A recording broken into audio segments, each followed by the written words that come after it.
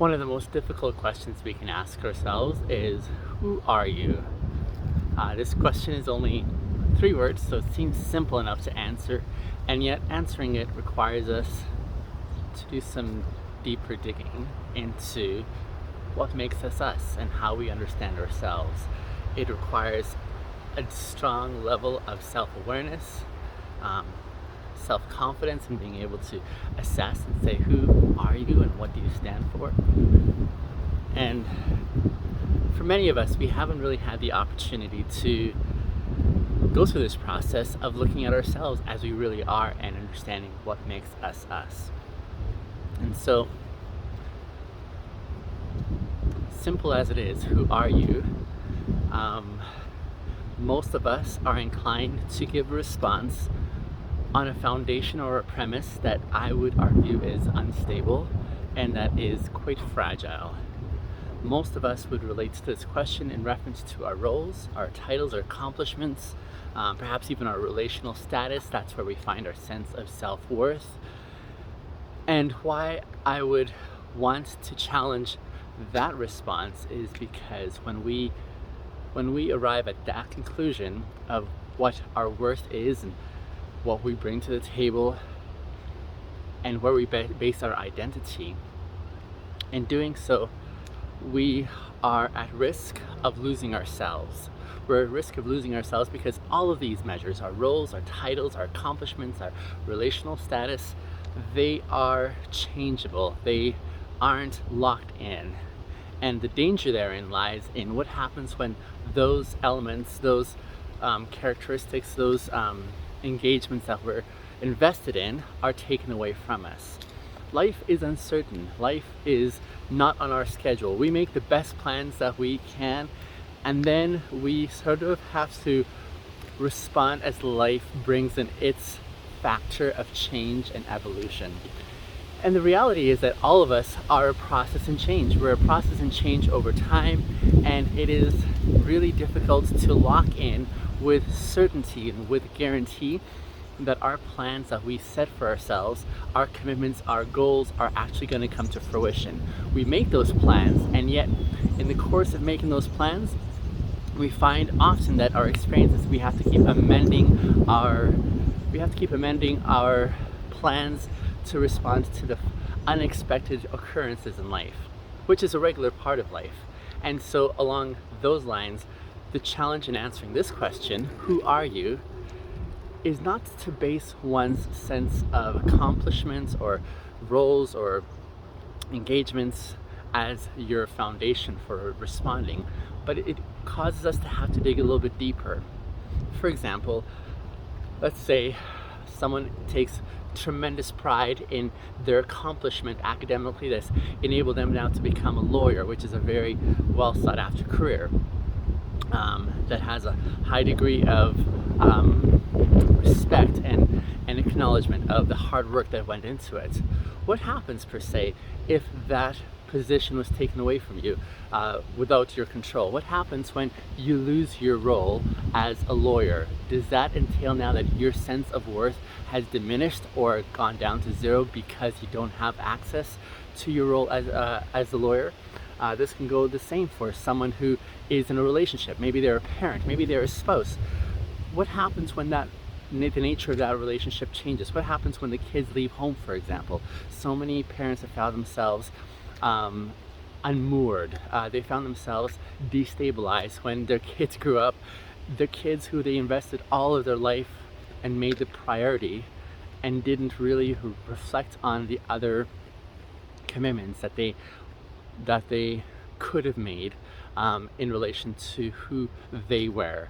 And so they wrapped it all up in this role of being a parent, and once that role was all done, they didn't have anything to lean on or shift to, and as a result they found themselves trying to figure out, who are we? And that was a difficult question to answer.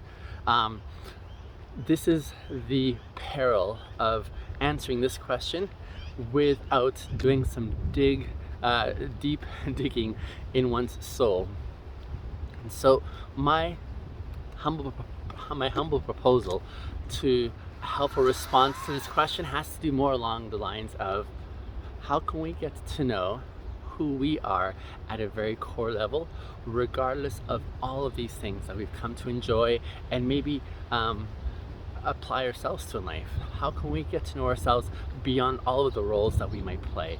From the careers that we have, to the accomplishments that we've gained in life, to the relationships that we've come to value. How can we see ourselves beyond all of these accoutrements? These are things that we can dress ourselves up in. Like, here I am dressed in a fedora, my typical bow tie, my shirt, my pocket protector, which people usually love. But if I were to take all these things away, who am I as me? Like, what makes me me beyond all of this presentation? I am not my bow tie. People who recognize me because of the bow tie, but I'm not my bow tie. That isn't me. It's just something that maybe used to describe me a little bit, but who am I at the core level? My suggestion to a helpful response, and what I found serves me well in responding to this question, is I am a human being at the very core. That is something I don't think anyone could ever take away from me. And I don't think anyone could take that away from you. I'm a human being, and by a very essence of my nature as a human being, there are some rights, I think is a good way to say it, or there's some commitments that I have personally that I want to safeguard for myself, that I don't think anyone could ever take those away. Additionally, there's also another component of my identity as a human being, which I think is unassailable, and that is, as a human being, I was not designed to be perfect. As a human being, I am one who's going to try and figure my way forward in this world, and in so trying to do that, it also entails that I am going to make mistakes along the way. Most of us would say, of course there's no one who's perfect, and yet the challenging observation that I see on a daily basis is how most of us are trying to navigate through this life with the expectation of perfection on our end, and we relentlessly drive ourselves to try and reach these zones of perfection, when in reality we never were designed for perfection. We are actually quite messy. We're actually quite frail in our existence and our expression of humanity. So we were never made to be perfect. And so as a human being, how can I safeguard that component that I want to relish? And that is to say that I am a human being who is messy. And in my messiness, I want to affirm and acknowledge and say, this is okay, this is something beautiful and good, and I am going to walk with full confidence in my messiness. I'm not going to denigrate myself, I'm not going to put myself down because I'm imperfect, but I'm going to learn to make space for patience with myself. I'm going to learn how to be kind to myself in the midst of my messiness as a human being. It's in this space that I can now also learn to be kind to myself as I go through change over time in my life. As a human being who's messy, I'm going to be changing and evolving over time. And this is another core component that I don't think anyone could ever take this away from me. The perspectives I now presently have, the commitments, the convictions that I now hold, these are things that I value and celebrate because this is what I got when everything else was taken away, when my job was taken away, when my relationships, when my position, when everything is taken away. This is the thing that I still know I have that no one can take away. And the more I'm able to walk in confidence and acceptance of these factors, the more I'm able to also grow accustomed to saying this is legitimate and good, and I'm going to relish, I'm going to appreciate, I'm going to affirm these components of my core identity. So at the very core, when everything is taken away, my humble response for at least myself, and I encourage you to consider if this also resonates with you, is that we're human, and in our humanity we ought to grow a little bit more affirming of where we're at and what we're working with. We're working with our bodies as they are. We're working with our minds as they are. We're working with our emotional state as it is. And part of that is entailed in saying, how can we say this is legitimate and good? How can we affirm that component that enables us to say, this is something that is worthwhile and beautiful in our existence? How can we learn to grow more patient, more gracious? Most of us on an ongoing basis struggle with such strong elements of doubt, of criticism, of beating ourselves up. And the unfortunate part of this is the more we do this to ourselves, the more we believe ourselves, the more we take away our sense of worth, the more we rip ourselves apart, the more we set ourselves up even for more failure, because we're failing to take into account that what we came with is actually not something bad. It's something beautiful that we need to relearn how to take an appreciation for all over again. So what does that look like for you? Especially as we walk or consider walking with integrity, which is aligning with those inner core values that we have.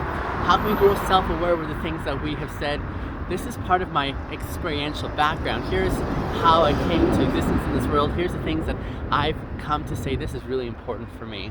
And in so doing, how can we learn to accept and cherish and love those components that make us us? Hence why this question, who are you? As you consider it honestly, it brings a sense of equality for all of us. None of us has it all figured out. There are so many things I don't know about you as my viewer, as my listener, as you engage with me in this conversation. I don't know what your experiential background is. I don't know what kind of accomplishments you have. I don't know what your hopes, dreams, and goals are. And yet here's some things I actually do know. I do know that we are common in our equality as human beings. We're common in our pursuit of trying to make sense of the world from a place that we don't have comprehensive awareness or knowledge.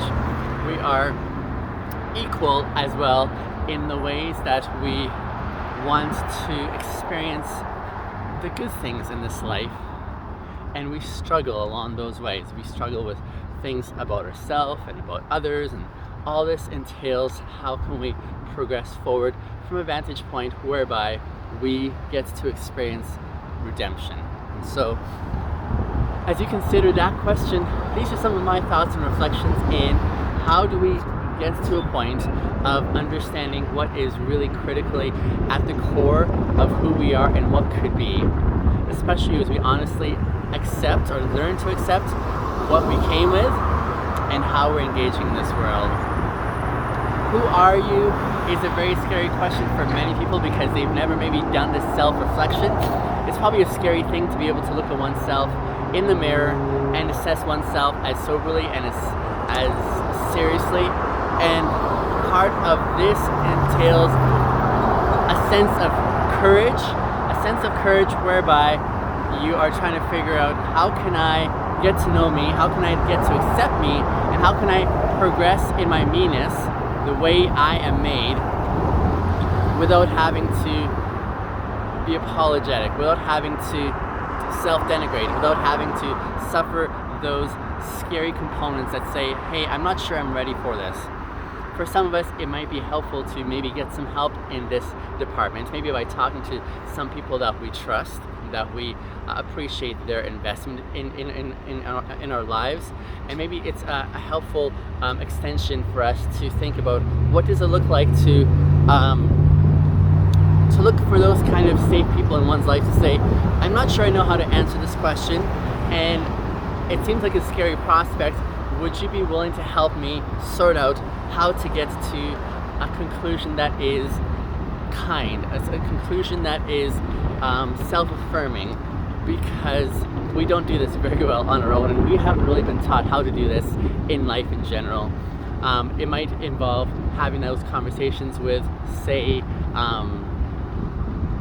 someone that you trust, and if you don't have someone like that, maybe it might even entail you're hiring someone like a psychologist or a therapist to help you process through what this looks like for yourself. These are some reflections that I have found extremely helpful in my experience of getting to know who I am and what it means to be me. here's some things that I've experienced that have helped me resonate with the answers to these questions. And that is, again, that sense of courage that I now have to look at myself soberly and realistically and say, this is what makes me me, and I'm okay, and I'm actually quite happy with that. And furthermore, here's what it means for me to go to the next level of my me-ness, that is being me, without having to feel a sense of insecurity or inferiority. I hope this conversation has been helpful. If you are enjoying the content, I would love for you to subscribe. I am actively curating a community that resonates around the themes of living with integrity. I would love for you to be a part of that. I'm just on my way to work right now, so I'm gonna sign off for now, but I hope today is filled with moments where you get to experience a little bit more of what it means to be you in an affirming way. Thank you for watching, and I'll touch base with you on the next video. Bye for now.